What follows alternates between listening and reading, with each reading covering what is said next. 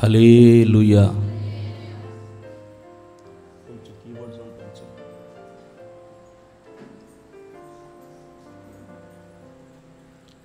ప్రభు పరిశుద్ధ నామమునకు మహిమ కలుగును గాక. ఈ సెప్టెంబర్ నెల వాగ్దాన సందేశ శుభ వాగ్దాన సందేశ కూడికు చేరి వచ్చిన మీ అందరికీ శుభాభివందనాలు తెలియజేస్తున్నాను. ప్రభు మిమ్మల్ని అందరినీ దీవించి ఆశీర్వదించును గాక.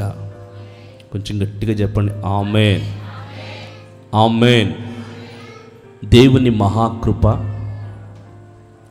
ఆగస్టు నెలంతా దేవుడు మనల్ని కాచి కాపాడి భద్రం చేసి క్షేమముగా ఈ సెప్టెంబర్ నెలలో అడుగుపెట్టే కృపా భాగ్యాన్ని దేవుడు మనకు కలగచేశారు కనుక ఈ సెప్టెంబర్ నెలంతటి కొరకే ఒక్కసారి చేతులు తలాగున స్తోత్రించేద్దాము.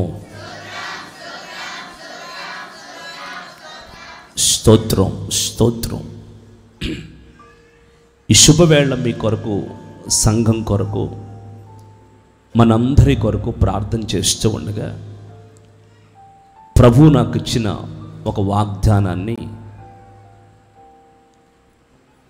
మీ ఎదుట నేను పెడుతున్నాను. యెషయా పుస్తకము 54వ అధ్యాయము 10వ వచనాన్ని చదవండి. పర్వతములు తొలగిపోయిన, మెట్టలు తత్తరిల్లిన నా కృప నిన్ను విడిచిపోదు. ఆమేన్. పర్వతములు తొలగిపోయిన, మెట్టలు తత్తరిల్లిన నా కృప నిన్ను విడిచిపోదు. నా కృప, నోట్ చేసుకోండి, నా కృప నిన్ను విడిచిపోదు. ఆఖరి మాట, నా కృప నిన్ను విడిచిపోదు. ప్రభు చేసిన ఈ వాగ్దానం కొరకై చేతులు తలాగున దేవుని స్తోత్రించేద్దాం. అందరం కూడా బిగ్గరగా ఏక మనస్సుతో ఏక స్వరముతో ప్రభు చేసిన వాగ్దానము కొరకై, ఈ వాగ్దానము చేత ప్రభు మనలందరినీ నడిపిస్తున్నందుకే స్తోత్రించేద్దాము. స్తోత్రం స్తోత్రం స్తోత్రం స్తోత్రం స్తోత్రం. పర్వతములు తొలగిపోయిన, మెట్టలు తత్తరిల్లిన నా కృప నిన్ను విడిచిపోదు. దేవుని కృప మనల్ని విడిచిపోదు. దేవుని కృప మనల్ని విడిచిపోదు.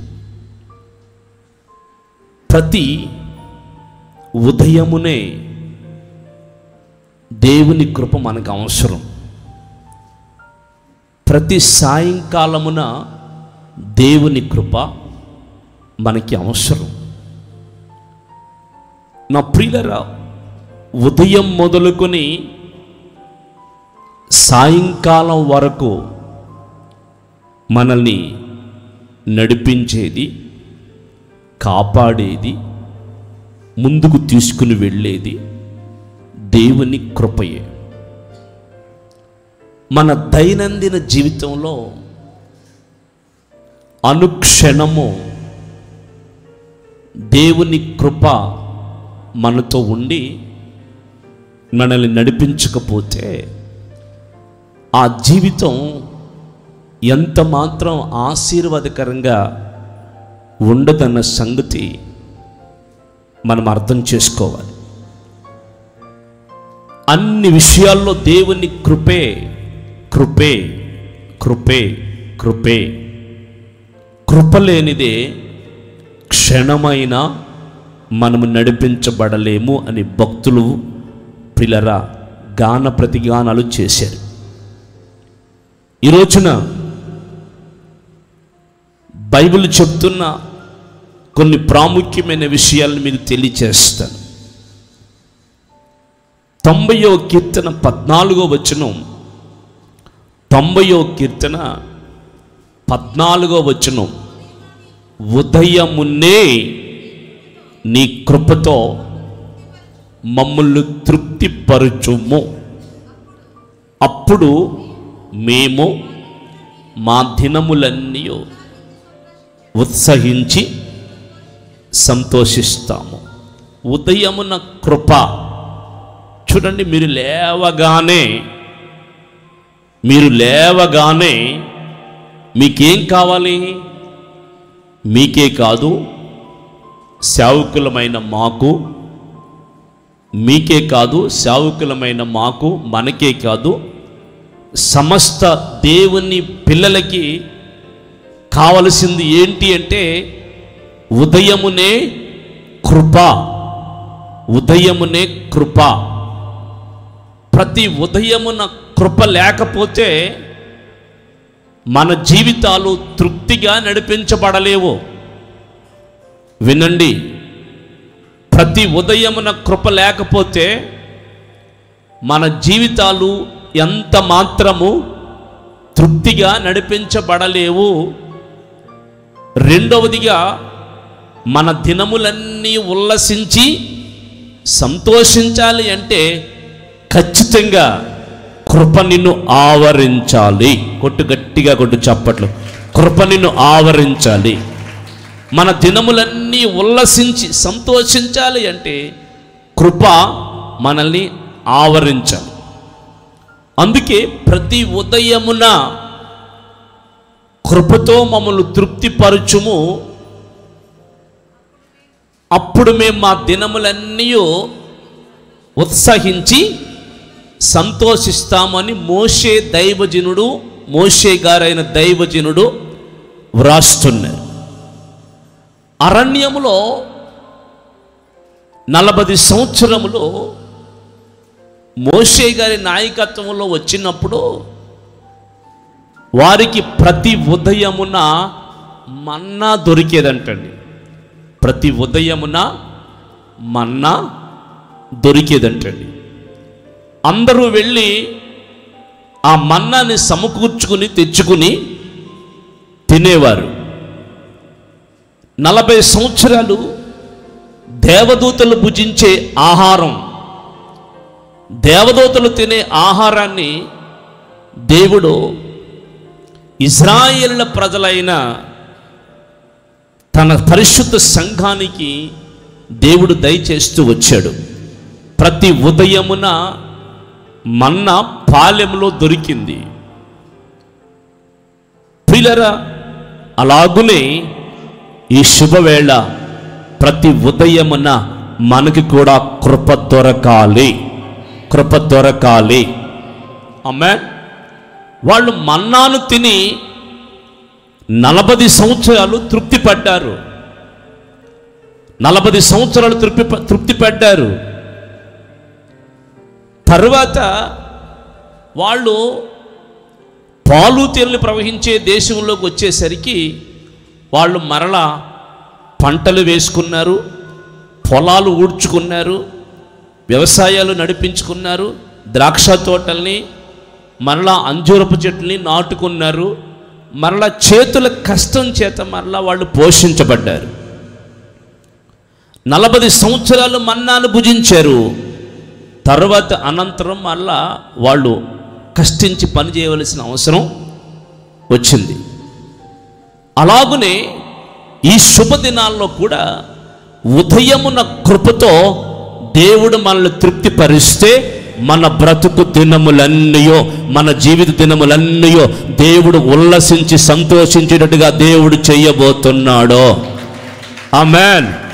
ప్రతి ఉదయమున కృప కురిపించబడుతుంది మనందరి జీవితంలో. ప్రతి ఉదయమున కృప. ఈ నెల వాగ్దానం ఏంటి?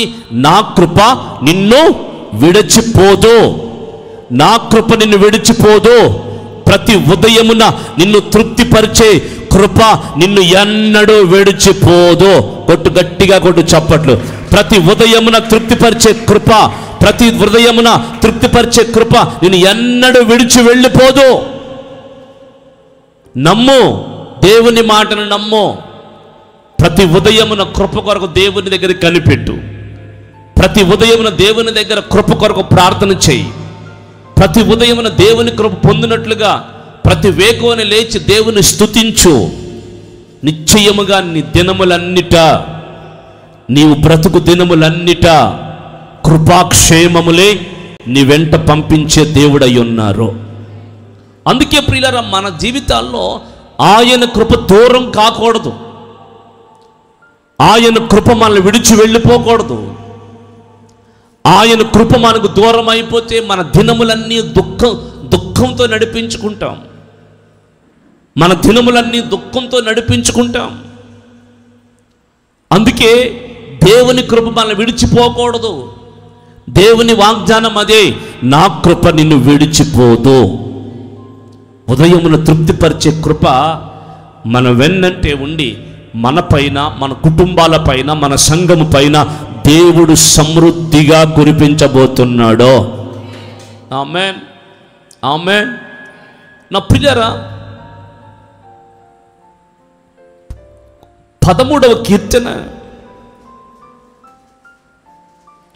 5వ వచనం, 13వ కీర్తన 5వ వచనాన్ని చదువుకుందాం.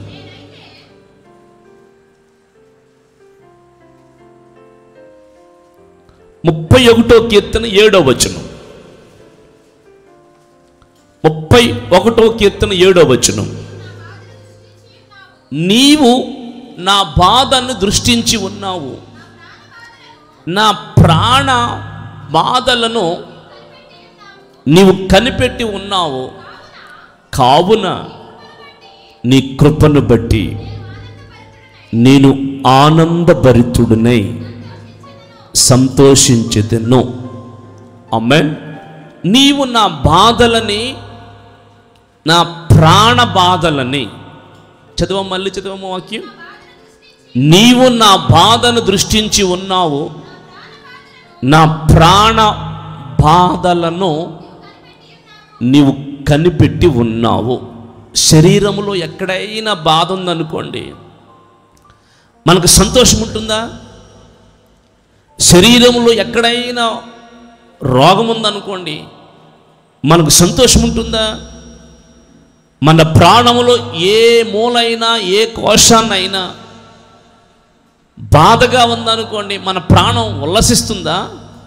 సంతోషిస్తుందా? దేవుడంటండి, అందుకే తన ప్రజలైన వారు ఏ బాధలు పడుతున్నారో సరిగ్గా ఆయన దృష్టి ఆ బాధల మీదకి వస్తుందంట. ఆయన కనుదృష్టి వారు పడుతున్న బాధల మీదకి వస్తుందంట. నీవు నా బాధను దృష్టించి ఉన్నావు, నా ప్రాణ బాధని నీవు కనిపెట్టుచున్నావు. దేవుడు దేన్ని దృష్టిస్తున్నాడు? దేవుడు దేన్ని కనిపెడుతున్నాడు? మనలో ఉన్న వ్యాధిని, మనలో ఉన్న బలహీనతల్ని, మనల్ని కృంగదీస్తున్న రోగాలని, మనల్ని బలహీనపరుస్తున్న వ్యాధి బలహీనతలన్నిటినీ కూడా దేవుడు దృష్టిస్తూ ఉన్నాడు. ఆయన లక్ష్యం ఉంచుతున్నాడండి. అందుకే ఆయన అలా చేస్తున్నాడు కనుకనే ఆయన కృపను బట్టి, చదువమ్మ ఇప్పుడు, ఆయన కృపను బట్టి నేను ఆనందభరితుడనై, కృపను బట్టి ఆనందభరితుడనై. ఈ శుభవేళ మనల్ని విడిచిపోని దేవుని కృప నీ బాధను నిశ్చయముగా దృష్టించును గాక. గట్టిగా కొట్టు చప్పట్లు. నీ ప్రాణ బాధను నిశ్చయముగా కనిపెట్టును గాక. మనుషులుగా మనం కనపడవు కొన్ని. అంత సంతోషంగా ఉన్నారే, అంత ఆనందంగా ఉన్నారే, అంత సమాధానకరంగా ఉన్నారే అనుకుంటాం. కానీ మనుషుని హృదయంలో కనపడని వేదన, బాధలు ఎన్నో ఉంటాయి.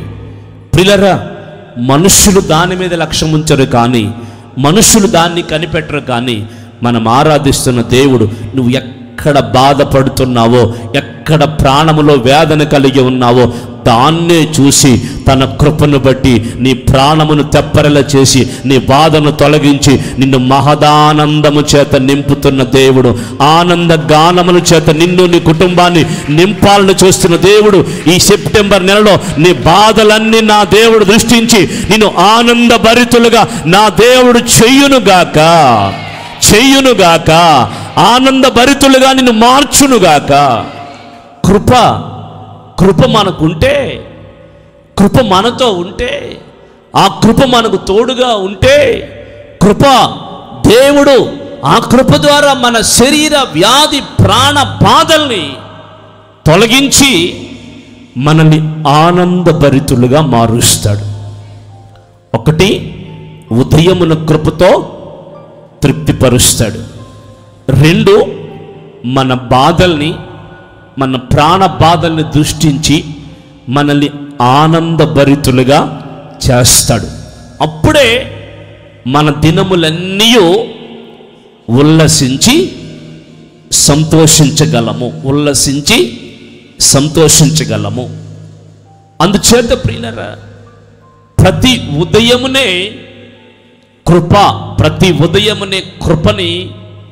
కృప కొరకు మనం ప్రార్థన చేసుకునేవారిగా మనం ఉండాలి. ఉదయం నుండి సాయంకాలం వరకు. 92వ కీర్తనలో మొదటి వచనం, 92వ కీర్తన మొదటి వచనం, యెహోవాను స్తుతించుట మంచిది, మహోన్నతుడా మీ నామమును కీర్తించుట మంచిది. ఉదయమున నీ కృపను, ప్రతి రాత్రి నీ విశ్వాస్యతను 10 తంతుల స్వరమండలములతో గంభీర ధ్వనిగల సితారతోను ప్రచురించుట మంచిది. ఇక్కడ ఉదయమున దేవుని కృపను మనము గాన ప్రతిగానములు చేస్తూ తంబుర సితారాలతోనూ 10 తంతుల స్వరమండలముల చేతను ప్రతి ఉదయమున దేవుని కృపను స్తుతించుట మంచిది. ప్రతి ఉదయమున దేవుని స్తుతించుట మంచిది. ఎవరు తమ దినములన్నీ ఉల్లసించి సంతోషిస్తారు? ఎవరు తమ అనారోగ్య బాధల్లో, వేదనకరమైన పరిస్థితుల్లో, ప్రాణ బాధల్లో వారు ఆనందముతో గంతులు వేసి సంతోషిస్తారు అంటే ప్రతి ఉదయమున దేవుణ్ణి స్తుతించేవారు మాత్రమే. ప్రతి ఉదయమున దేవుని స్తుతించేవారు మాత్రమే ఇలాగున చేయగలరు, ఇలాగున ఆనందించగలరు. అందుచేత దేవుని పిల్లలు ప్రతి ఉదయమున ఖచ్చితముగా దేవుని కృపను గూర్చి స్తుతించాలి, దేవుని స్తుతించాలి, దేవుని గణపరచాలి, దేవుని కృపను ఎల్లవెళ్ళ కొనియాడుతూ ఉండాలి. దేవుని కృపను ఎల్లవెళ్ళ కొనియాడుతూ ఉండాలి. 59వ కీర్తన 16వ వచనంలో, 59వ కీర్తన 16వ వచనంలో, నీవు నాకు ఎత్తైన కోటగా ఉన్నావు, ఆపద్దినమున నీవు నాకు ఆశ్రయముగా ఉన్నావు. నీ బలమును గూర్చి నేను కీర్తించెదను, ఉదయమున నీ కృపను గూర్చి ఉత్సాహగానము చేసేదను. ఆమేన్. ఉదయమున నీ కృపను గూర్చి ఉత్సాహగానము. దేవుని పిల్లలైన వారు ప్రతి ఉదయమున లేచి కృపను గూర్చిన ఒక పాట పాడాలంటండి. దీని అర్థం అది. ప్రతి ఉదయమునే లేచి కృపను గూర్చిన ఒక గానం, ఒక పాట. ఏమండి, ఏదైతే దేవుని కృపను మనం ఇలాగున చేస్తామో అప్పుడు మన జీవితాలకు ఆయన ఎత్తైన కోటగా ఉంటాడంట. ఆయన ఎత్తైన కోటగా ఉంటాడంట. ఆపదలు వచ్చినా, కన్నీళ్ళు వచ్చినా, వేదనలు వచ్చినా, బాధలు వచ్చినా ఆయన మనకు ఆశ్రయదుర్గముగా, ఆయన మనకి ఆశ్రయదుర్గముగా ఉంటాడంట. ఆయన ఎత్తైన కోటగా ఉంటాడంట. ప్రతి ఉదయమున దేవుణ్ణి స్తుతించుట మంచిది. అందుకే 3 విషయాలు చెప్తున్నాను, వినండి. ప్రతి ఉదయమున మనం తృప్తి పడాలంటే, ప్రతి దినము మనం ఉల్లసించి సంతోషించాలంటే ఖచ్చితంగా దేవుని కృపను మనం కొనియాడాలి. 2, మన ప్రాణ బాధలు, మన శరీర బాధలు తొలగిపోయి మనము ఆనందముతో గంతులు వేసి మహదానందముతో నింపబడాలి అంటే ప్రతి ఉదయమున దేవుని కృపను గూర్చి మనము స్తుతించాలి. 3, ఆయన మనకు ఎత్తైన కోటగా ఉండాలి అంటే, ఆయనే మనకు రక్షణ దుర్గముగా ఉండాలంటే, మనకు ఆపదలు వచ్చినప్పుడు, మన కన్నీళ్ళు వచ్చినప్పుడు, వేదనలు వచ్చినప్పుడు, శత్రువులు మన మీదకు లేచినప్పుడు, మన జీవితాలు వాటికి అప్పగించబడకుండా మనం ఉండాలంటే ప్రతి ఉదయమున మనము కృపను గూర్చిన గానములు, ఉత్సాహ గానములు చేస్తూ ఉండాలి. మన జీవితాన్ని నడిపించేది కృపేనండి. మన జీవితాన్ని ఉదయం నుండి సాయంకాలం వరకు నడిపించేది కృపే. అలాగునే వారము నుండి మరలా వారం తిరిగి వచ్చేంత వరకు నడిపించేది దేవుని కృపయే. సంవత్సరము నుండి, నెల నుండి, మొదటి తేదీ నుండి 30వ తేదీ వరకు, 31వ తేదీ వరకు మనల్ని ప్రతిదినము నడిపించేది దేవుని కృపయే. అలాగనే సంవత్సరపు రోజుల నుండి, ప్రారంభం నుండి సంవత్సరాది వరకు మనమే దేవుని దృష్టి నుంచి నడిపించేది దేవుని కృపయే. మనము బ్రతుకు దినములన్నీ మనల్ని నడిపించేది దేవుని కృపయే. ఆ కృపను గురించి గట్టిగా చప్పట్లు కూడా దేవుని గణపరచు, బిగ్గరగా దేవుని గణపరచు. చప్పట్లు కూడా ఇంకా చాలామంది కొట్టు కృప కృప కృప కృప కృప ఉదయమున కృప, బాధల్లో కృప, కన్నీళ్ళలో కృప, వ్యాధుల్లో కృప, బాధల్లో కృప, దుఃఖములో కృప, ఎత్తైన కోటగా నిలబడే కృప. ఆ కృపయేనండి మనల్ని దాచి కాచి కాపాడి భద్రం చేస్తుంది. అందుచేత దేవుడు వాగ్దానం చేస్తున్న విషయం ఏంటంటే, ప్రతి క్షణముని నడిపించే కృప, ప్రతి దినము నడిపించే కృప, ప్రతి వారము నడిపించే కృప, ప్రతిరోజు నెలంతా నడిపించే కృప, ప్రతి సంవత్సరము నిన్ను నడిపించే కృప ఇదిగో నిన్ను విడిచిపోదు. ఆమేన్. చెప్పచ్చు గట్టిగా ఆమేననే. నిన్ను విడిచిపోదు. కృప ఎవరైనా విడిచిపోవాలని అనుకుంటున్నామా? లేదండి. కృప లేకపోతే మన జీవితాలు శూన్యం. సమస్తమును కృపయే. నీ జీవితానికి ఆధారము కృపయే. మన బ్రతుకులకు ఆధారము కృపయే. మన నడిపింపుకు ఆధారము కృపయే. మన చదువులకు ఆధారము కృపయే. మన ఉద్యోగాలకు ఆధారము కృపయే. మన ఆధ్యాత్మికమైన జీవితాలకు ఆధారము కృపయే. మన సంఘ జీవితానికి ఆధారమైంది కృపయే. సేవా జీవితానికి ఆధారమైంది కృపయే. మన వ్యక్తిగత అనుభవాలకి ఆధారమైంది కృపయే. కృపయే కదా నేటి వరకు మన దాచుకుంటూ వచ్చింది. ఏమండి, మన నిత్యము నడిపించే నిత్యమైన వాత్సల్యముతో కృప చూపే దేవుడు మనతో ఉండి మాట్లాడుతున్నాడు. నా కృప నిన్ను విడిచి వెడలిపోదో, నా కృప నిన్ను విడిచి వెడలిపోదు అని సాక్ష్యం ఇస్తున్నారు. అందుకే ఒకటి గుర్తించుకోండి, ప్రతిరోజు దేవుని కృపను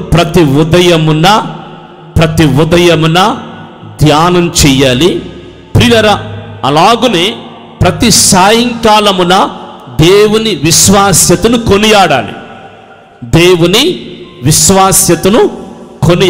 ప్రతి ఉదయమున దేవుని కృపను స్తుతిస్తూ దేవుని కృపను గూర్చి గానము చేస్తూ ఉండాలి. అలాగనే ప్రతి సాయంకాలమున కృప చూపిన దేవునికి విశ్వాస్యతను ఎల్లవేళలా దేవుణ్ణి ప్రతి సాయంకాలమున కొనియాడుతూ ఉండాలి. అదే 92వ కీర్తనలో రాసిన మాట అదే.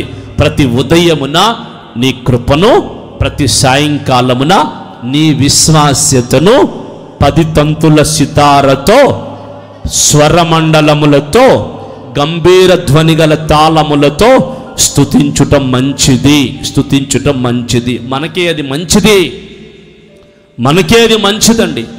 అందుకని మొట్టమొదటిగా మనల్ని విడిచిపోని కృపను ప్రతి ఉదయమున స్తుతి చెయ్యాలి, కీర్తించాలి. అలాగునే గాన ప్రతిగానముల చేత దేవుని కృపను గూర్చి ఉత్సాహ గానములు చెయ్యాలి. రెండవదిగా మనము ఆ కృపని నమ్మాలి. రెండవదిగా ఆ కృపని మనము నమ్మాలి. 52వ కీర్తన 8వ వచనం. 52వ కీర్తన 8వ వచనం. నేనైతే దేవుని మందిరములో పచ్చని ఒలీవ చెట్టు వలె ఉన్నాను, నిత్యము దేవుని కృపయందు నమ్మిక ఉంచుచున్నాను. ఏమండి, ఇక్కడ భక్తుడు అంటున్నారు, నేనైతే దేవుని మందిరములో పచ్చని ఒలీవ చెట్టు వలె ఉన్నాను. దేవుని మందిరములో పచ్చని ఒలీవ చెట్టు ఎక్కడుందండి? ఈ చెట్టు చెప్పండి, ఎక్కడుంది? దేవుని మందిరములో పచ్చగా ఉంది. మరి మీరు కూడా దేవుని మందిరములో ఒక ఒలీవ చెట్టు వలె మారి పచ్చగా, ఆకు వాడక తన కాలమందు ఫలమిచ్చే చెట్టు వలె పచ్చగా ఉండాలంటే మీరు దేనిని నమ్మాలి? కృపను, దేవుని కృపను నమ్మాలి. దేవుని కృపను నమ్మాలి.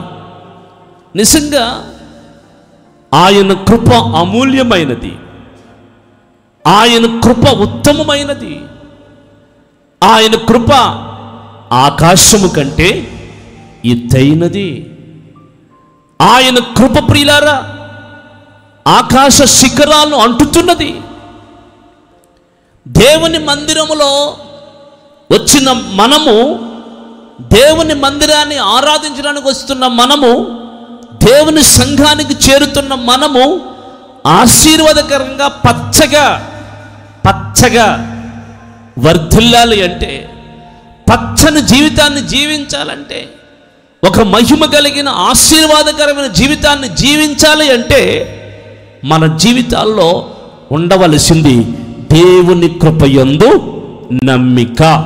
దేవుని కృపయందు నమ్మిక. చాలామంది వాళ్ళ ఆస్తుల్ని నమ్ముకుంటారు, చాలామంది వారికున్న ఉద్యోగాల్ని నమ్ముకుంటారు, చాలామంది వారికున్న గుర్రాలని, రథాలని నమ్ముకుంటారు, చాలామంది వారికున్న రాజుల్ని, పరిపాలించే రాజకీయ నాయకుల్ని నమ్ముకుంటారు, చాలామంది మనుషుల్ని నమ్ముకుంటారు, చాలామంది వాళ్ళకి కలిగిన ఆయుధాలని నమ్ముకుంటారు. మనుషుల్ని నమ్మిన వాడు సిగ్గుపడతాడు, రాజుల్ని నమ్మిన వాడు సిగ్గుపడతాడు, ఆస్తుల్ని అంతస్తుని నమ్ముకున్నవాడు ఒకరోజు భంగం పాలవుతాడు, మనుషుల్ని నమ్మిన వాడు ఒకరోజు దగా చేయబడతాడు. ఈ సృష్టిలో ఎవరి మీద నీ నమ్మకం ఉంచినా సరే ఆ నమ్మకం ఒకరోజు నిన్ను వమ్ముగా మార్చవచ్చు. నువ్వు నమ్మిన ఏదీ నీకు అక్కర రాకపోవచ్చు. గుర్రములు, రథములు తగిన సమయమందు నీకు పడకపోవచ్చు. వెండిని, బంగారాన్ని నమ్మితే అది చెమ్మట పట్టి అది నీకు ఉపయోగకరంగా మారకపోవచ్చు. కానీ దేవుని కృపను ఎవరైతే నమ్ముతారో వారు ఎల్లవేళ పచ్చగానే ఉంటారు, వర్ధిల్లుతూనే ఉంటారు, ఫలములు ఇస్తూనే ఉంటారు, ఆశీర్వాదకరంగా నడిపించబడుతూనే ఉంటారు. దేన్ని నమ్మాలి? మనం పచ్చగా ఉండాలంటే మనల్ని విడిచిపోని కృపను నమ్మాలి. పర్వతములు తొలగిపోయినా, మెట్టలు తత్తరిల్లినా సరే నా కృప నిన్ను విడిచిపోదు. ఆ కృపను నమ్మాలి మనం. పర్వతములు తొలగిపోయినా, మెట్టలు తత్తరిల్లినా విడిచిపోని దేవుని కృపను మనం నమ్మాలి. ఈ రోజున దేవుని కృపను నమ్మే జీవితాలు ఉత్తమం. దేవుని కృప నమ్మే జీవితాలని దేవుడు పచ్చని ఒలీవ మొక్కల వల్లే మారుస్తాడు. ఆకువాడక తన కాలమందు వెట్ట కలిగినను, ఆకువాడక తన కాలమందు ఫలమిచ్చే చెట్టు వల్లే మారుస్తాడు. దేవుని మందిరములో ఉన్న కృపను నమ్మండి. దేవుని మందిరములో ఉన్న కృపను ధ్యానం చెయ్యండి. దేవుని మందిరములో ఉన్న కృపను ఎల్లవేళలా ధ్యానం చెయ్యండి. 13వ కీర్తన 5వ వచనం, 13వ కీర్తన 5వ వచనం, నేనైతే నీ కృప యందు నమ్మిక ఉంచి ఉన్నాను, నీ రక్షణ విషయమై నా హృదయము హర్షించుచున్నది. యెహోవా నాకు మహోపకారములు చేసి ఉన్నారు, నేను ఆయన్ను కీర్తిస్తాను. ఇక్కడ నేనైతే దేవుని కృపయందు నమ్మిక ఉంచి ఉన్నాను. రక్షణ విషయంలో, దేవుడు నాకు ఇచ్చిన రక్షణ విషయంలో నా హృదయం ఉల్లసిస్తుంది, సంతోషిస్తుంది, ఆనందిస్తుంది. ఆయన నాకు మహోపకారములు, ఏ ఉపకారములు చెప్పండి? ఆయన నాకు మహోపకారములు చేసి ఉన్నాడు. ఏమండి, కృపను నమ్మితే, కృపను విశ్వసిస్తే 2 రకాల ఉపయోగాలు. ఒకటి, మనల్ని రక్షిస్తాడు, మనల్ని దేవుడు తన రక్షణ చేత నింపుతాడు. 2, ఆయన మన జీవితంలో మహోపకారములు చేస్తాడు. మహోపకారములు. మనుషులు చేస్తే ఉపకారాలు చేస్తారు, కానీ దేవుడు మహా ఉపకారాలు చేస్తాడు. మనుషులు చేసే చిన్న చిన్న ఉపకారములు కావాలా? దేవుడు చేసే మహా ఉపకారములు కావాలా? ఈరోజు నా ప్రియులారా, మీరు వినండి. ఈ సెప్టెంబర్ నెలలో దేవుని కృపను నమ్మండి. 1, మీరు పచ్చగా వర్ధిల్లుతారు. 2, ఆయన మీ జీవితంలో మహోపకార్యములు చేయబోతున్నాడు, మహా ఉపకారములు చేయబోతున్నాడు. నా ప్రాణమా యెహోవాను సన్నుతించుము, ఆయన చేసిన ఉపకారములో దేనిని మరువకమని ఈ సెప్టెంబర్ నెల ముగింపులో నీవు దేవునికి కృతజ్ఞతాస్తుతులు చెల్లించబోతున్నావు.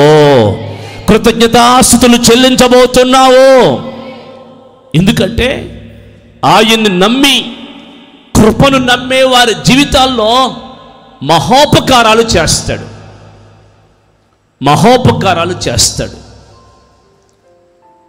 48వ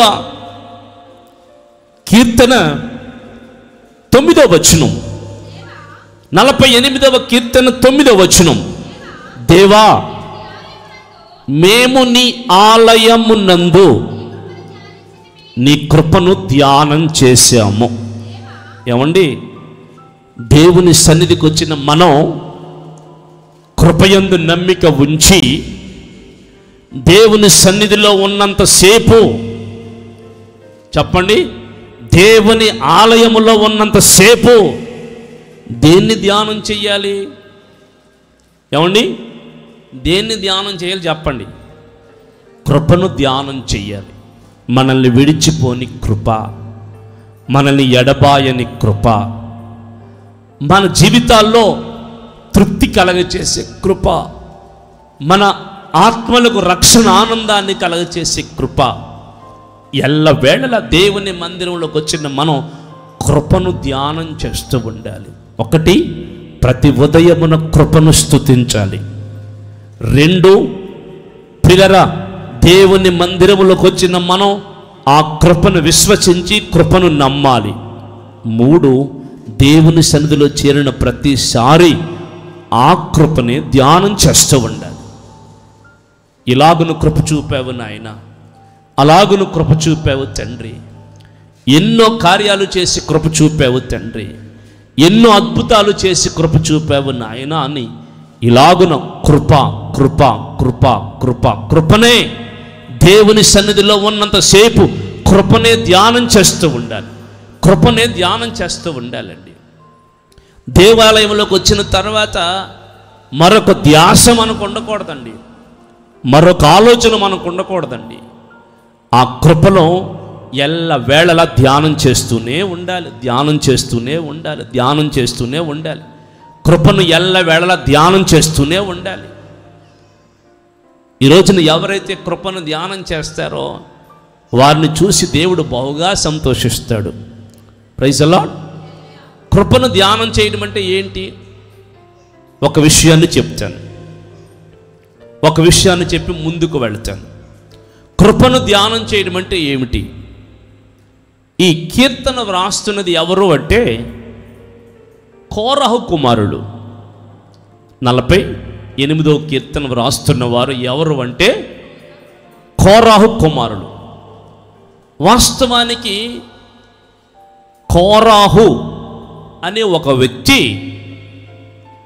ఐగుప్తులో నుండి బయలుదేరి వచ్చినప్పుడు ఇజ్రాయేలు ప్రజలందరూ అరణ్యంలో ఉండగా, చెప్తున్నాను వినండి, అరణ్యంలో ఉండగా మోషే గారి మీద, అహరోను గారి మీద వ్యతిరేకంగా లేచారంటండి. అందులో కోరాహు ఇంకా కొంతమంది 200కు పైగా జనాంగం దేవునికిని ఆయన సేవకుడైన మోషేకిని వ్యతిరేకంగా లేచారు అరణ్యంలో ఉండగా. దేవుని కోపం వారి మీద రగులుకుంది.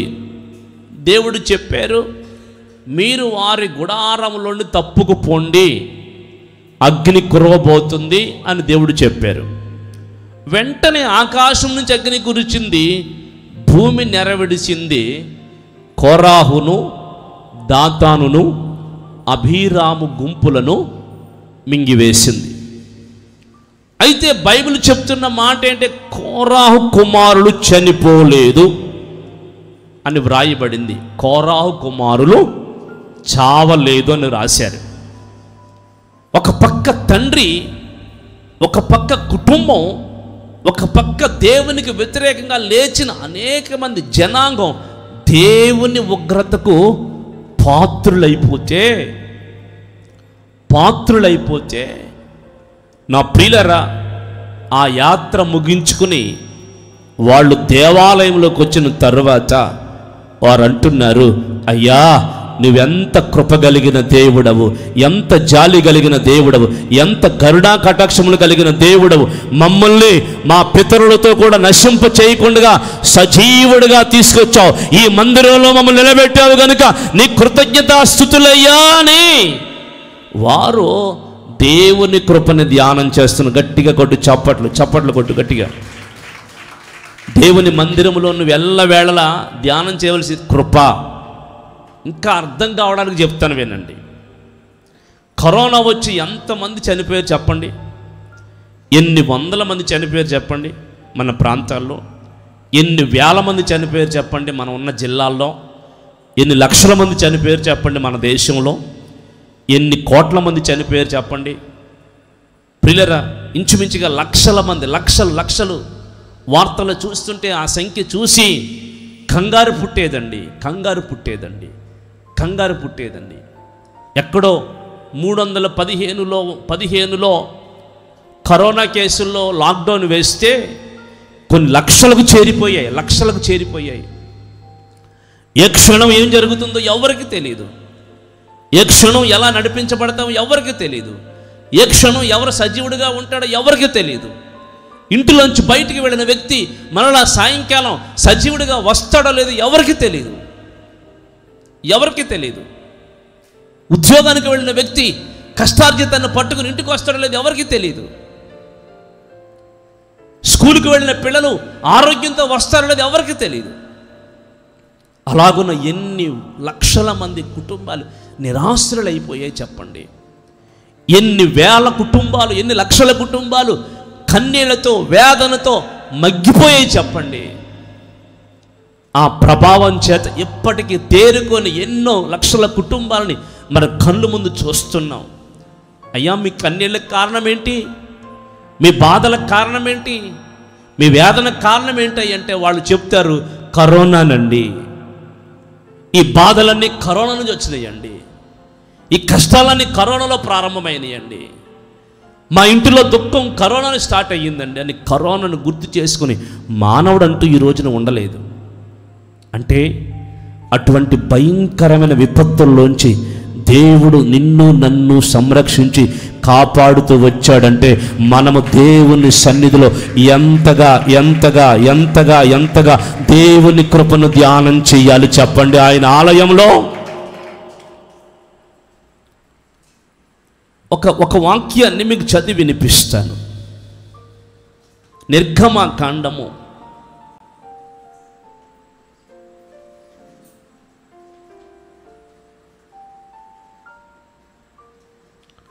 15వ అధ్యాయం 13వ వచనాన్ని చదవండి. నిర్గమకాండం 15వ అధ్యాయం 13వ వచనం. నీవు విమోచించిన ఈ ప్రజలను నీ కృపచేత తోడుకొని పోతివి, నీ బలము చేత వారిని నీ పరిశుద్ధ ఆలయమునకు నడిపించితివి. చూడండి, నీ విమోచించిన ఈ ప్రజలు, నీవు విమోచించిన ఈ ప్రజలని ఏమండి నీ కృపచేతే తోడుకుని వచ్చావు. మన జీవిత దినాలు నడుస్తున్నాయంటే, మన జీవిత మనుగడ ఇంకా సాగుతుందంటే, మన కుటుంబం యొక్క మనుగడ ఇంకా సమాజంలో నిలిచి ఉందంటే, మన బిడల జీవితాలు ఇంకా సమాజంలో నిలిచి ఉన్నాయంటే, ప్రియరా మనం ఇంకా సమాజంలో నిలిచి బ్రతుకుతున్నామంటే కేవలం దేవుని కృపే. నీ విమోచించిన ప్రజలని నీ కృప చేతే తోడుకుని పోతివి, తోడుకుని పోతివి, కృపచేత తోడుకుని పోతివి. నీ బాహుబలము చేత, నీ పరాక్రమం కలిగిన మహాబలము చేత వారిని నీ పరిశుద్ధ ఆలయమునకు, ఎక్కడికి చెప్పండి, పరిశుద్ధ ఆలయమునకు వారిని నడిపించుతివి. ఈ రోజున నీ పాదాలు ఈ ఆగస్టు నెల ముగింపులో, సెప్టెంబర్ నెల ప్రారంభంలో నీ పాదాలు దేవుని మందిరములో ఉన్నాయంటే నీ పాదాలను ఎవరు నడిపించారు దేవుని దగ్గరికి? ఎన్నో భయంకరమైన విపత్తుల్లోంచి, ఎర్ర సముద్రం లాంటి అలల్లోంచి, కరోనా లాంటి కలవరాల్లోంచి నిన్ను నడిపించుకుంటూ విడిపించుకుంటూ సజీవుడిగా ఉంచి తన ఆలయమునకు తోడుకొని వచ్చాడంటే ఎవరు తోడుకుని వచ్చారు? దేని వల్ల తోడుకు రాబడ్డావు? నీ నీత, నీ యథార్థత, నీ భక్త కాదండి, కేవలం దేవుని కృపే నీకు తోడుగా ఉండి నిన్ను నడిపిస్తుంది. దేవుని కృపే ని నడిపిస్తుంది, దేవుని కృపే నడిపిస్తుంది.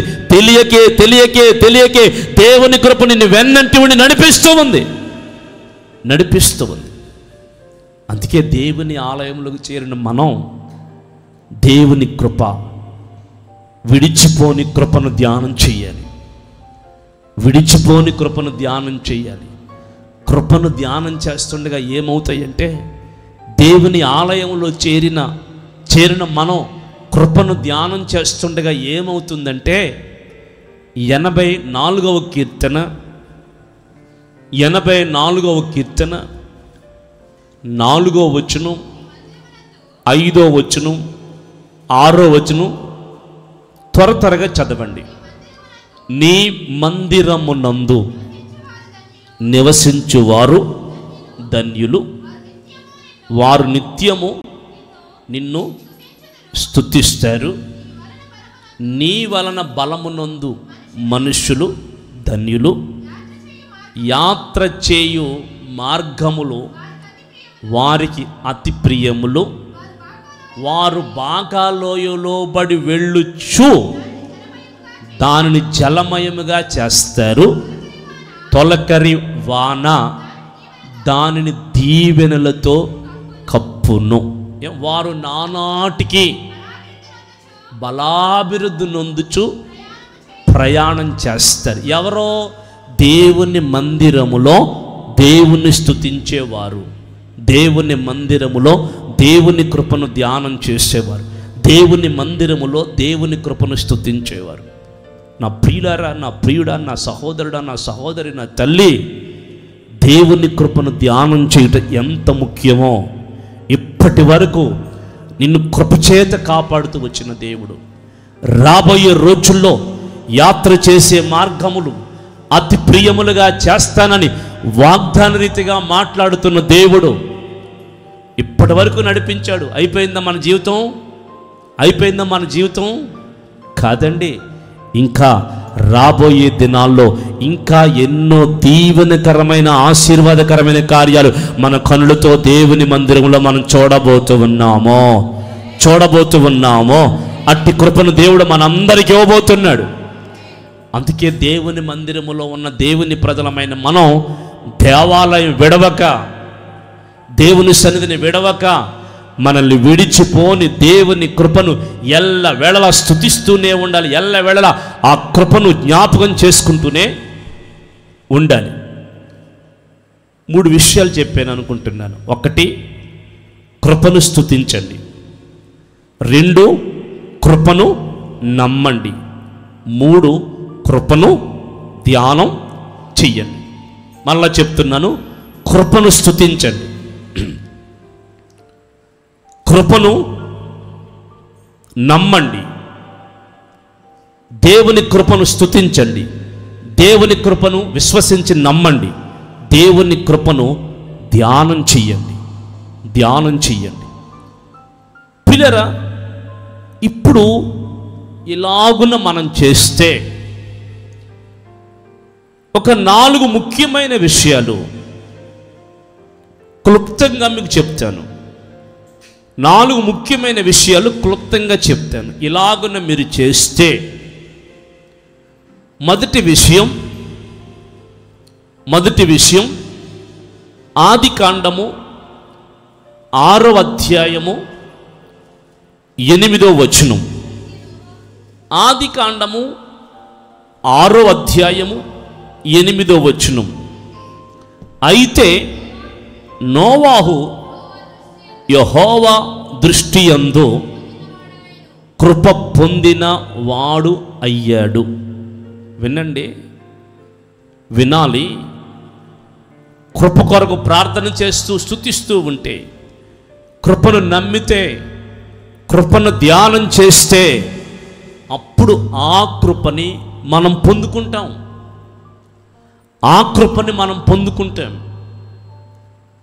నోవాహు దేవుని దృష్టికి కృప పొందినవాడయ్యాడు. కృప పొందితే లాభం ఏంటి?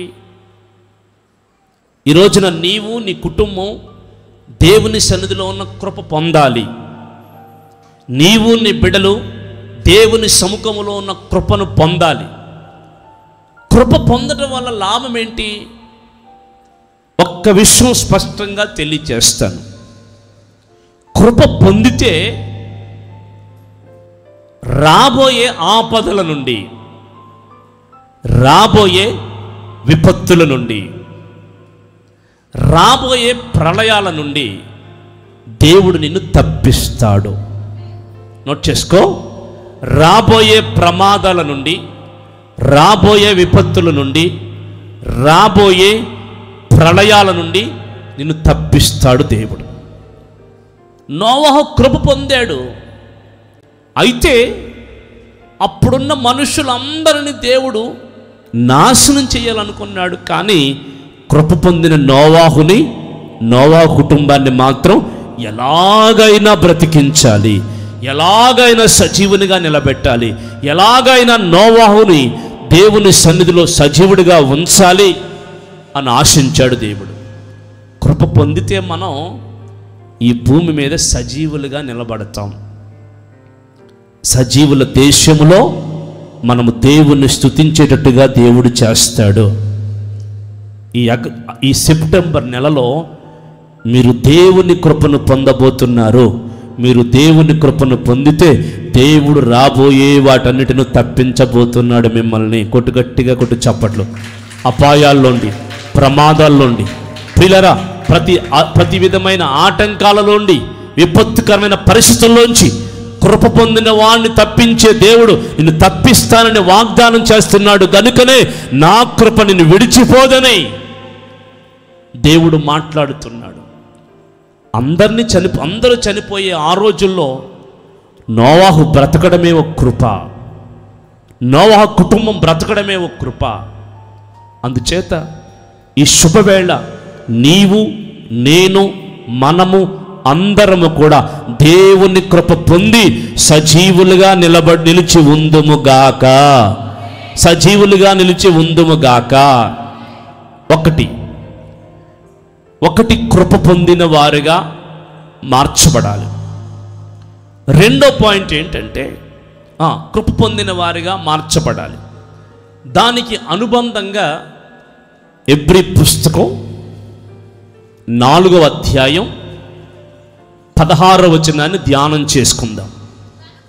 గనుక మనము కనికరింపబడి సమయోచితమైన సహాయము కొరకు కృప పొందునట్లు ధైర్యముతో కృపాసనము నొద్దకు మనము చేరుదుము.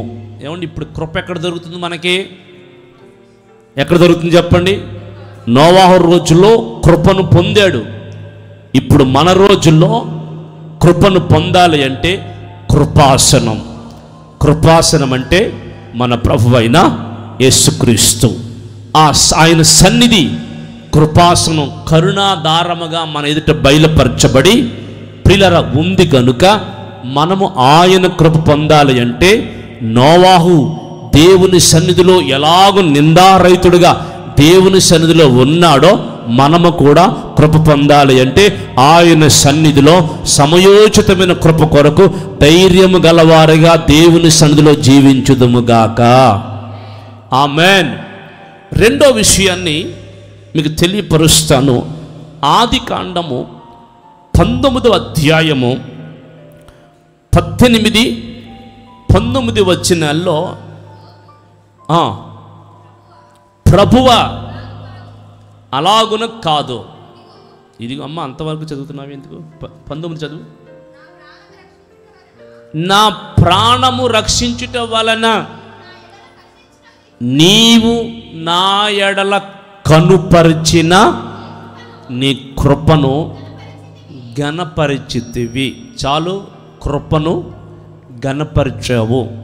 దేవుడు ఒక వ్యక్తి పట్ల కృప ఉంటే, ఒక వ్యక్తి కృప పొందినవాడైతే ఖచ్చితంగా ఆ కృపను దేవుడు ఘనపరుస్తాడు. మీరు కృప పొందితే ఆ కృప మిమ్మల్ని ఘనపరుస్తుంది. ఎలా ఘనపరుస్తుంది?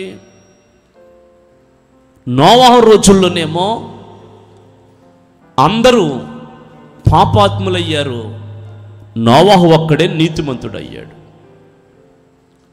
సొదొమ గొమొర్రా రోజుల్లో కూడా, లోతు రోజుల్లో కూడా పట్టణమంతా భయంకరమైన పాపములో ఉంటే నీతిమంతుడైన లోతు తాను తన కుటుంబానికి పాపం అంటకుండా బ్రతుకుతున్నాడు. అందుకని అబ్రహాము ప్రార్థన విన్న దేవుడు లోతును రక్షించటం కొరకు, లోతును సంరక్షించటం కొరకు ప్రియులారా ఆ ఇంటికి వెళ్ళి ఆ పట్టణంలోంచి వెలుపడికి తీసుకొచ్చాడు. చెప్పండి, ఆ పట్టణంలోంచి వెలుపడికి తీసుకొచ్చి వెళ్ళు, నీ ప్రాణం రక్షించుకో, నీ ప్రాణాన్ని రక్షించుకో అంటున్నాడు. నేమంటే చూడండి, చచ్చిపోతే అందరూ చచ్చిపోవాలి, నాశనం అయితే అందరూ నాశనం అయిపోవాలి. కానీ నీతిమంతుడైన లోతును దేవుడు తప్పించాడని బైబిల్ రాయబడి ఉంది. ఎందుకంటే దేవుడు ఒక వ్యక్తి పట్ల కృప చూపితే ఆ కృపను ఘనపరుస్తాడు. ఆ కృపని గణపరుస్తాడు. ఆ కృపను గణపరిచాడంటే మన మీదకి వచ్చి ఎట్టి ఆపదైనా సరే ఆ ఆపదలన్నిటిలోంచి మనం తప్పించబడతాము. కొట్టు గట్టిగా కొట్టు చప్పట్లు. ఆ ఆపదలన్నిటిలోంచి తప్పించబడతాము. అందుకే ఈ శుభవేళ సెప్టెంబర్ నెల ప్రారంభములో కృప పొందిన మీరు సమయోచితంగా ఏ సహాయము కావాలో నోవహుకు అనుగ్రహించిన కృప దేవుడు మనందరికీ దయచేయునుగాక. 2, కృపను గణపరచాలని ఆలోచిస్తున్న దేవుడు లోతునకు అనుగ్రహించిన కృపను గణపరిచి లోతును తప్పించాడు గనుక ఈ శుభవేళ మన జీవితంలో వచ్చిన అపాయాలు, ప్రమాదాలు అన్నిటిలోంచి దేవుడు మనల్ని తప్పించి మన ఎడల దేవునికి ఉన్న కృపను గణపరచునుగాక. ఈ సెప్టెంబర్ నెలంతా నువ్వు క్షేమముగా నడిపించబడబోతున్నావు, దీవెనకరముగా నడిపించబడబోతున్నావు. ఈ సెప్టెంబర్ నెలంతా నీ ఏ అపాయం లేకుండా సంచరించబోతూ ఉన్నావు. దేవుని కృప నిన్ను గణపరుస్తుంది. జాగ్రత్త, దేవుని కృప నిన్ను గణపరుస్తుంది. 3వ విషయం, ఆదికాండము 24వ అధ్యాయం 26, 27 వచనాలు. ఆదికాండము 24వ అధ్యాయం 26, 27 వచనాలు. ఆ మనుష్యుడు తన తల వంచి యెహోవాకు మ్రొక్కి, అబ్రహాము అను నా యజమానుడి దేవుడైన యెహోవా స్తుతింపబడును గాక. ఆయన నా యజమానునికి తన కృపను తన సత్యమును చూపుట మానలేదు. తన యజమానునికి తన కృపను తన సత్యమును చూపుట మానలేదు. ఏమండి, దేవుడు తన కృపను చూపుతాడా, చూపకుండా ఉంటాడా అంటే చూపక మానకుండా ఉండడు. కృప చూపక మానడు. అసలు మనం దేవుణ్ణి ఆరాధిస్తున్నామంటే, మనం దేవుని సన్నిధిలో ఉన్నామంటే కృప చూపక మానడాయన.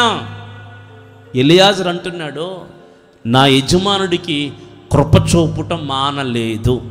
అంటే నీ ఎడల కృప చూపుతున్న సంగతి ఈ నెలలో నీ పొరుగు వారు చూస్తారు, నీ ఇంటి వారు చూస్తారు, నీ కుటుంబ సభ్యులు చూస్తారు, నీ సంఘము చూస్తుంది, నీ ప్రజలు కళ్ళారా చూస్తారు. ఏంటంటే ఇదిగో వీరి పట్ల వీరి దేవుడు కృప చూపక మానడం లేదు. కొట్టు గట్టిగా కొట్టు చప్పట్లు. అనేక మంది ఎదుట నిన్ను, నీ కుటుంబాన్ని కృప చూపేటట్టుగా దేవుడు కార్యాలు చేస్తాడు. ఎందుకు కృప అంటే ఎలా వచ్చింది, ఎందుకంటున్నాడు ఈ మాట?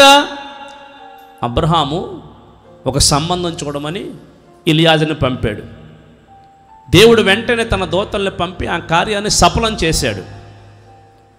అందుకు దేవుని స్తుతిస్తున్నాడు, కృప చూపక మానట్లేదని. మరి నెలలో మీరు కూడా చేసే ప్రయత్నాలు, ఉద్యోగం ప్రయత్నం చేస్తున్నారా, వ్యాపార ప్రయత్నాలు చేస్తున్నారా, చదువులు ప్రయత్నాలు చేస్తున్నారా, ప్రయాణ ప్రయత్నాలు చేస్తున్నారా?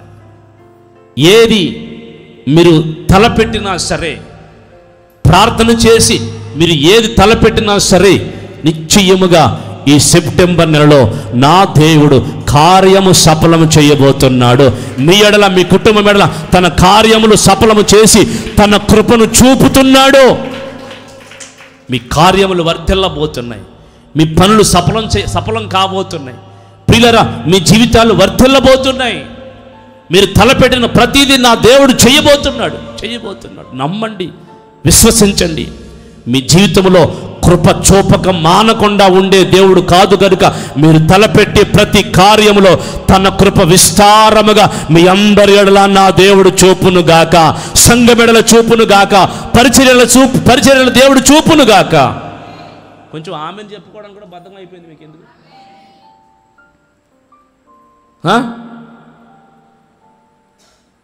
దేవుడు ఆశీర్వదిస్తానంటే వద్దంటున్న వాళ్ళు మిమ్మల్ని చూస్తున్నాం. నాకైతే అన్నీ కావాలి, అన్ని విషయాల్లో ఆమెను కృప కలుగునుగాక. దేవుడు నా జీవితంలో ప్రతి కార్యమును సఫలము చేయునుగాక. మీకోసం అనలేదు, నా కోసం అన్నానండి. మీకు కావాలితే మీరు అనుకోండి గట్టిగా ఆమెనని అనుకోండి, 5 సార్లు అనుకోండి ఆమెనని చెప్పండి.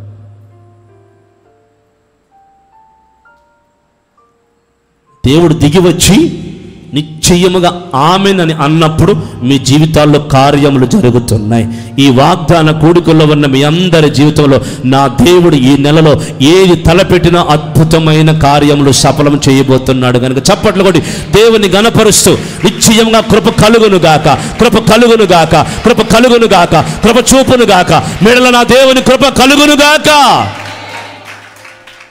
అన్ని విషయాల్లో మీరు వర్ధిల్లుతారు.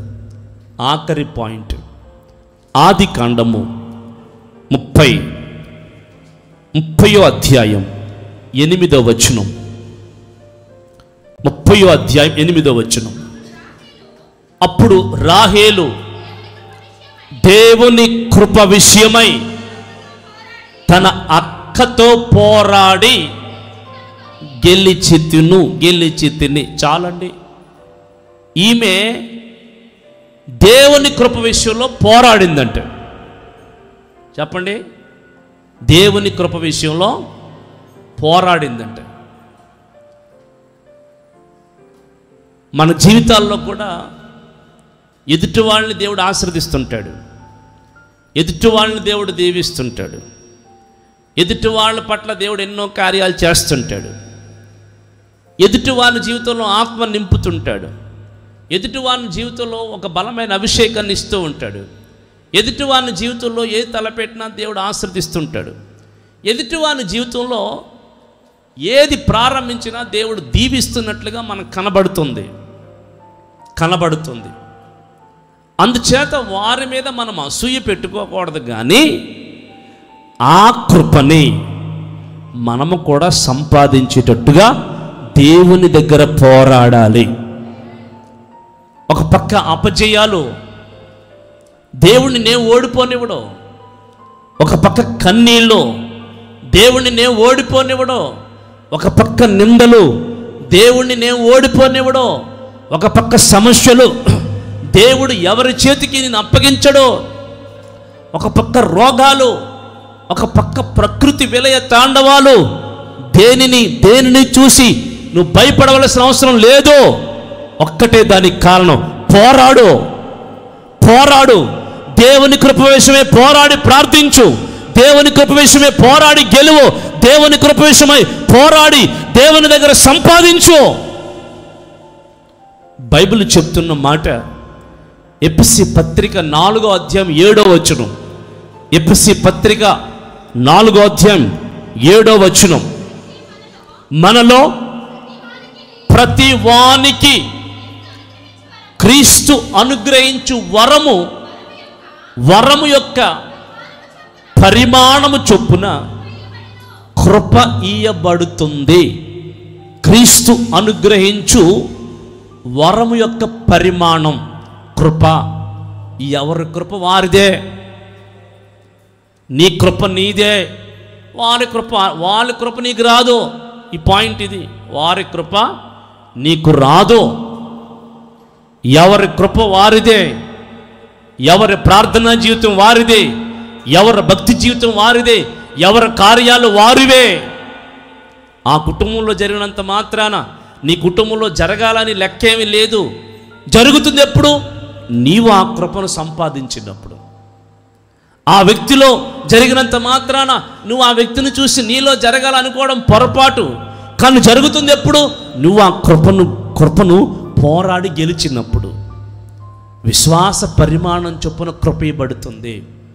ఒక పక్క రాహేలు, ఒక పక్క లేయా గర్భాలు తెరవబడి పిల్లల్ని కంటూ ఉంటే, ఒక పక్క రాహేలు నాకు పిల్లలు లేరే, దేవుడు లేయా కృప చూపాడే, నా కృప చూపలేదు అని ఆమె ప్రార్థించి ఎలాగైనా సరే దేవుని సన్నిధిలో పోరాడి కృపను సంపాదించి తన దాసికి పిల్లలు పుట్టించి తనకు కూడా 2 పిల్లలు కలగ చేసుకుంది. ఏమండి, గొడ్రాలు అనే ఆమె నిందను ఆమె జీవితంలో తొలగించుకుంది. కృప కోసం పోరాడాలి మనం. కృపను సంపాదించాలంటే కృప కొరకు పోరాడాలి మనం.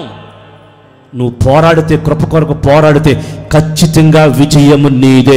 కొట్టు గట్టిగా కొట్టు చప్పట్లు. ఎక్కడ ఓడిపోతున్నావో, ఎక్కడ నిందింపబడుతున్నావో, ఎక్కడ అవమానపరచబడుతున్నావో, ఎక్కడ బాధలు కన్నీళ్లు వేదనలో ఉన్నావో అక్కడ కృప కొరకు పోరాడు. ఖచ్చితంగా విశ్వసించి ప్రార్థన చేయి, గెలుపు నీదే. ఈ నెలలో దేవుడు నీ మీదకు వచ్చిన శత్రువులందరినీ ఓడించి నీకు జయం అనుగ్రహిస్తానని వాగ్దానం చేసి ఆగస్టు నెలంతా నడిపించుకుంటూ వచ్చిన దేవుడు ఈ సెప్టెంబర్ ప్రారంభంలో కూడా నీవు నా కృపను సంపాదించగలిగితే, నా కృపను పొందుకోగలిగితే ఖచ్చితంగా విజయము నీదే, విజయము నీదే, విజయ పదాల వైపు నీవు నడిపించబోతున్నావని దేవుడు వాగ్దాన రీతిగా నీకు ప్రమాణం చేసి మాట్లాడుతున్నాడు. అందుకే నువ్వు ఓడిపోతున్న కృప నిన్ను వెన్నంటే ఉంటుంది. నిన్ను నిలబెట్టాలని, నీకు విజయాన్ని ఇవ్వాలని, మాటు మాటికి నిన్ను వెన్నంటే ఉండి నీ వెన్ను తడుతుంది. లేచి నిలబడి విజయాల వైపు పోరాడు, విజయాల వైపు పరుగులు పెట్టు, అపజయాల మార్గాలను జయించు. కృప నిన్ను విజయోత్సవాలతో ఊరేగించబోతుంది. కృప ద్వారా విజయాలు పొందుకోబోతున్నారు మీరంతా. ఈ నెలలో ఈ 4 విషయాలు కృప పొందితే